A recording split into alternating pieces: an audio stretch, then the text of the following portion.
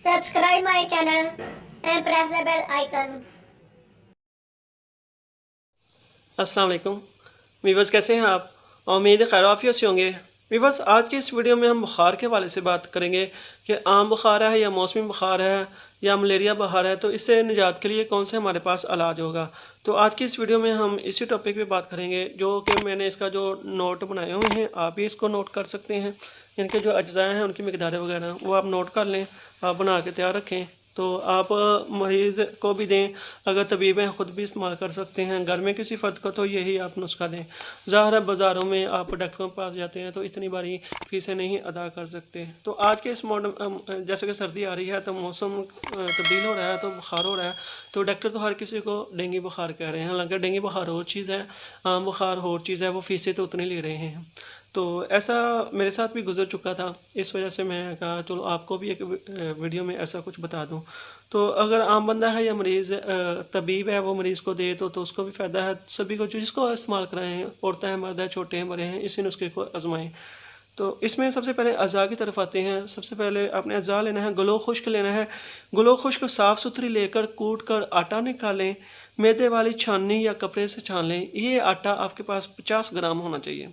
तो चराता इसको भी आपने बारीक पीस कर छान लें। जब आप छान के इसकी मकदार भी 50 ग्राम कर लें। बरगे नीम यानी कि नीम के पत्ते, इसका भी आपने पाउडर लेना है 50 ग्राम। तो कोड़ आला इसकी जो इसको आप मुश्क बाला भी कहते हैं, कोड़ आला को, तो आप इसको मुश्क बाला भी कह सकते हैं। इसका आपने पाउडर लेना है 50 ग्राम। आप लेनी है फटकरी, उसको आपने बढ़िया कर लें, इसका आपने पाउडर निकाल लें, वो भी 50 ग्राम हो। तो इन तमाम को आपने बारीक पीस के मिला के रख लें। 250 mg कैप्सूल रख लें, 500 रख लें और 1000 mg कैप्सूल भर के रख लें। तो बच्चों को आपने 250 देना है, नौजवानों को 500 और 40 साल से ऊपर लोगों को आपने 1000 mg का देना है ये कैप्सूल। 3 वक्त दें, हमरा दूध पत्ती दे दें। 1 से 2 खुराक से पसीना आकर बुखार ख़त्म हो जाता है। तो चंद रोज़ के इस्तेमाल से बुखार कोई भी हो उससे निजात हो जाती है। बेज़रर ये नुस्खा है, आप इसको 2-3 हफ्ते तक भी इस्तेमाल करवा सकते हैं, इसका नुकसान नहीं है। तो ठंडी चीज़ों से आप मरीज़ को परहेज़ करवाएं, जैसे लस्सी दही वगैरह से, इन चीज़ों से आप परहेज़ करा दें। जब मरीज़ को सर्दी से बुखार हो, मलेरिया बुखार हो, ताउफ़ुन से बुखार हो, तो उन सब के लिए ये काफ़ी अच्छा नुस्खा है।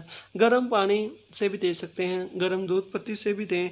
तो आपने ये इस्तेमाल करवा के मरीज़ को कहें आपने कपड़ा ओढ़ लेना है, पंखे से परहेज़ करना है, ठंडी हवा से परहेज़ करना। कपड़ा ओढ़ लें तो उसको पसीना आएगा तो बाहर गायब हो जाएगा।